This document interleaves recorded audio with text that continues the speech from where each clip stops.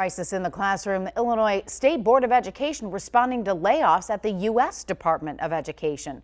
Trump's administration placed nearly 50% of the department staff on administrative leave Tuesday evening. That's right. The Illinois State Board of Education tells me they have not received any guidance or communications from the U.S. Department of Education. The Illinois Department of Education says they received word from an employee that the entire state and grantee relations office has been reduced. The relations office provides the state of Illinois with support on receiving federal funding. The relations office employee told ISBE there was no guidance on how the state will continue to receive funding for programs. ISBE says they will be reaching out to the U.S. Department of Education for clarification on the $3.56 billion they're supposed to receive for the fiscal year 2025. Now, ISBE tells me that they are deeply concerned and will do their best to find out more information for students and families. Reporting live in Springfield, I'm Monique Davis. Back to you. Thanks, Monique. Impacted staff are expected to be put on administrative leave on March 21st. And coming up in just a few minutes, with those cuts taking effect, we look at how Washington is handling the problem and if the plan to shut down the Department of Education stands a chance in Congress. The first step in completely shutting down. National correspondent Matt Gelka has the details from Washington. The Department of Education was locked up on Wednesday. The doors were closed as the agency announced it's cutting its workforce of more than 4,000 people, almost in half, with just under 2,000 workers either being laid off or having already accepted buyouts and early retirement. A lot of the folks that are there, they're out of a job. But we wanted to make sure that we kept all of the right people and the good people to make sure that the outward-facing programs, the grants, the appropriations that come from Congress, all of that are being met. Workers were told the building will be locked for safety and security reasons, and that employees that are being kept can return on Thursday. Thank you very much. The new layoffs are an extension of President Trump's wish to dismantle the Department of Education and return education to the states, as he puts it. Education Secretary Linda McMahon said the firings are the first step in shutting down the department entirely.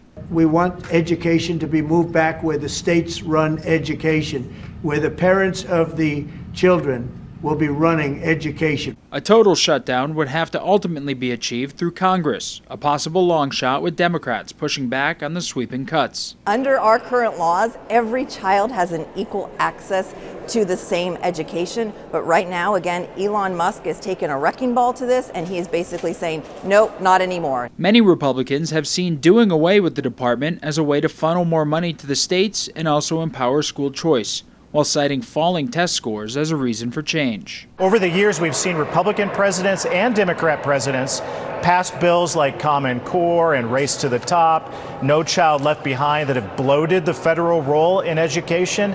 Now it's time to unwind it. Fired workers were told to telework until March 21st, where they'll then be placed on administrative leave.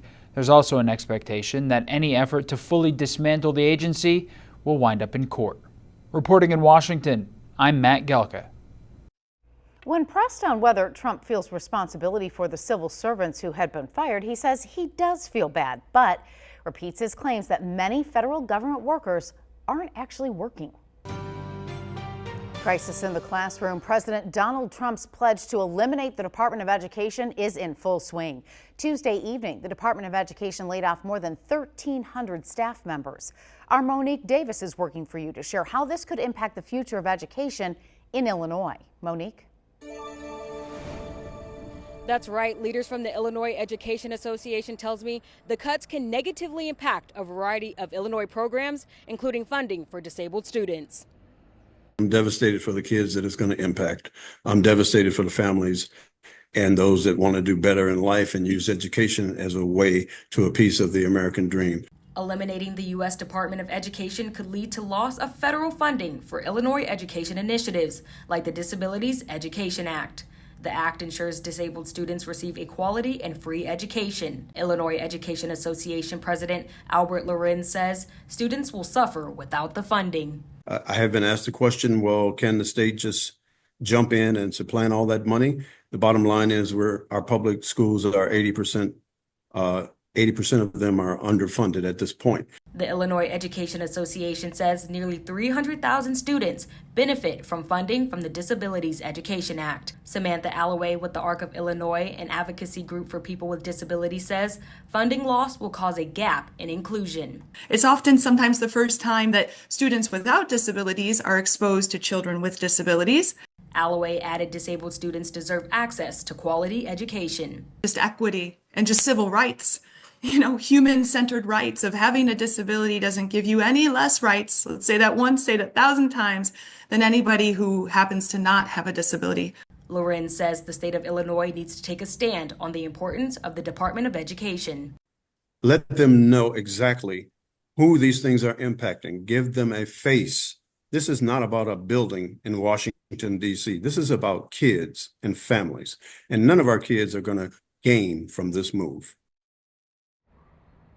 Alloway says the state of Illinois should start looking at other sources of revenue to prepare for the department shutdown. Reporting live in Springfield, I'm Monique Davis. Back to you. We continue our coverage online. To learn more about what schools are doing in the wake of an educator shortage, head to our YouTube page where our Emily Jordan picks up the story. Thanks for watching. Make sure to subscribe to our YouTube channel and watch more videos from News Channel 20.